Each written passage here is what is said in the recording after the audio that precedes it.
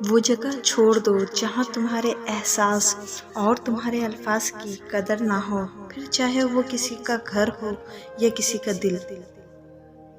جہاں تمہیں خوشیاں ملنے لگیں تو 3 چیزوں کو کبھی نہ بھولنا: اللہ کو، اللہ کی مخلوق کو، اپنی اوقات کو۔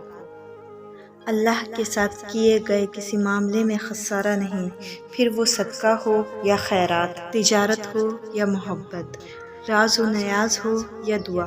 لیکن انسان کو یہ بات جلدی سے کہاں سمجھ میں آتی ہے۔ جس کا کوئی نہیں ہوتا اس کا خدا ہوتا ہے، اور جس کا خدا ہو جائے پھر سب اسی کے ہو جاتے ہیں۔ اللہ کا قرب پا لینا ایسی منزل ہے جس کے بعد کوئی منزل نہیں۔ اپنے رب کو یہ مت بتاؤ کہ تمہاری تکلیف کتنی بڑی ہے، بلکہ اپنی تکلیف کو یہ بتاؤ کہ تمہارا رب کتنا بڑا کریم ہے۔ دنیا کا تمام سکون ایک طرف اور سجدے میں گڑ گڑانے کا سکون ایک طرف۔